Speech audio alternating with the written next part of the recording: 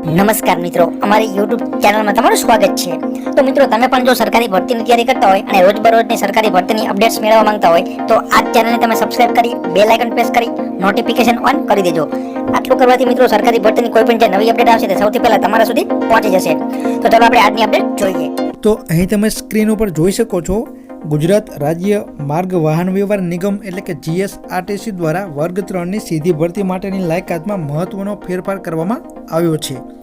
હવેથી GSRTCમાં વર્ગ 3ની નોકરીઓ માટે અરજી કરવા ઈચ્છતા ઉમેદવારો માટે સ્નાતકની ડિગ્રી હોવી ફરજિયાત રહેશે। તો અત્યાર સુધી ધોરણ 12 પાસ ઉમેદવારો સીધી ભરતી દ્વારા GSRTCમાં ક્લાર્કની નોકરી મેળવી શકતા હતા, પરંતુ હવે આ નિયમમાં બદલાવ કરવામાં આવ્યો છે। તો મિત્રો, હવે નવા નિયમ મુજબ ક્લાર્ક કક્ષાની સીધી ભરતી માટે લઘુત્તમ શૈક્ષણિક લાયકાત હવે ધોરણ 12 ને બદલે ભારતમાં કેન્દ્રીય અથવા રાજ્ય અધિનિયમમાંથી અથવા તો તે હેઠળ સ્થાપાયેલી અથવા સ્થાપિત યુનિવર્સિટીમાંથી કોઈપણ પૈકી તે તરીકે માન્ય થયેલી કોઈપણ શૈક્ષણિક સંસ્થામાંથી અથવા તો યુનિવર્સિટી ગ્રાન્ટ કમિશન અધિનિયમ 1956ની કલમ 3 હેઠળ ડીમ્ડ યુનિવર્સિટી તરીકે જાહેર થયેલી બીજી કોઈપણ શૈક્ષણિક સંસ્થામાંથી મેળવેલ સ્નાતક એટલે કે ગ્રેજ્યુએશનની જે પદવી છે તેને એલિજિબલ ગણવામાં આવશે।